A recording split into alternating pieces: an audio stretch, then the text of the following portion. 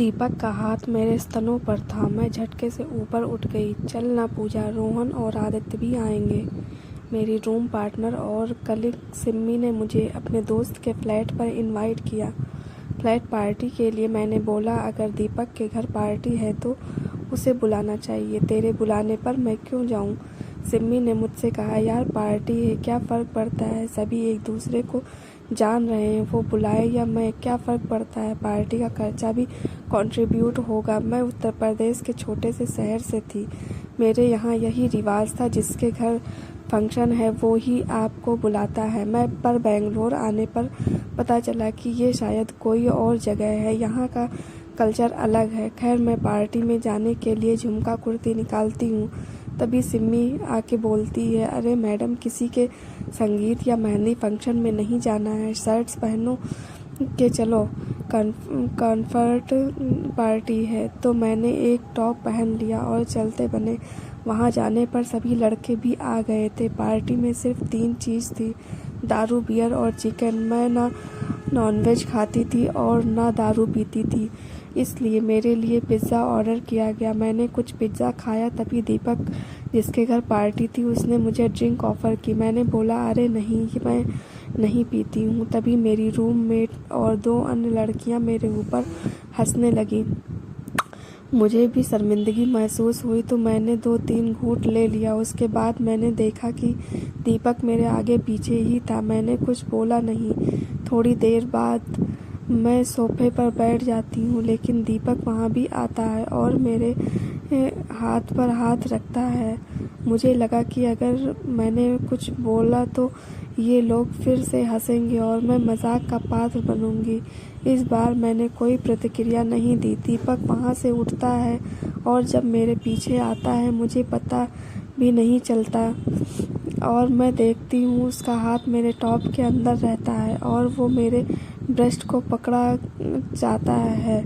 मुझसे बर्दाश्त नहीं हुआ और मैंने उसे एक थप्पड़ मार दिया और पार्टी से वापस आ गई। 4-5 घंटे बाद सिम्मी आती है और मेरे ऊपर चिल्लाती है, उसे थप्पड़ मारने की क्या ज़रूरत थी? मैंने बोला, उसने मेरे निजी अंगों को हाथ लगाया। सिम्मी ने कहा, अगर इतनी ही दिक्कत है तो जब जांघ पर हाथ रखता है तो क्यों नहीं मना किया? जब तुम्हें हाउस पार्टी का न्योता दिया तो क्यों नहीं मना किया? मैंने बोला, मुझे क्या पता था कि वो ऐसी हरकत करेगा। सिम्मी ने हंसते हुए बोला, नादान मत बनो।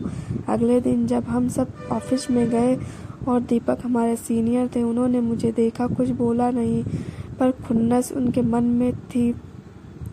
पर धीरे धीरे हफ्तों के अंदर ही इंटरनल पॉलिटिक्स करके मुझे मजबूरन काम से निकाल दिया गया। काफ़ी मशक्क़त के बाद मैं एक अलग पीजी में शिफ्ट हुई और वहाँ पर मेरी मुलाकात कनिका से हुई। दोस्ती अच्छी होने के कारण कनिका को मैंने बताया कि इस वजह से मुझसे मेरा काम छीन लिया गया। कनिका ने मुझे बताया कि हाउस पार्टी कॉरपोरेट में काम करने वालों की हवस मिटाने का तरीका है।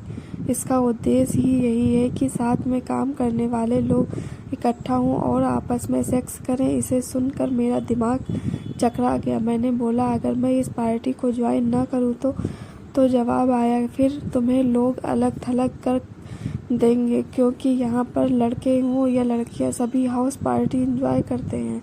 लड़के तो फिर भी कम हैं, लड़कियाँ ज़्यादा हैं, क्योंकि बेंगलोर जैसे शहर में इन्हीं हाउस पार्टी में उन्हें ऐसे लड़के मिल जाते हैं जो इमोशनल होके उन पर पैसे खर्च करते हैं। मेरी नई कंपनी में भी मैंने काम पकड़ा, वहीं भी हाउस पार्टी हुई। जब मैं नहीं गई तो मेरे साथ उस वक्त व्यवहार होने लगा।